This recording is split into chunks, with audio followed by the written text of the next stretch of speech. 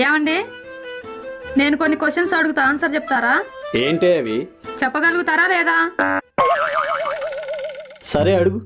భర్తలు భార్యల మాట వినాలంటే ఏం చేయాలి? పరాయాడాలతో చెప్పించాలి. నెక్స్ట్. భర్తలు తలెత్తుకొని తిరగాలంటే భార్యలు ఏం చేయాలి? ఇంట్లో అన్ని పనులు భార్య చేయాలి. నెక్స్ట్.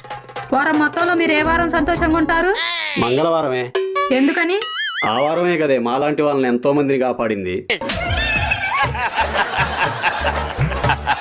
ఇంకా ఈసారి చెప్పండి చూద్దాం.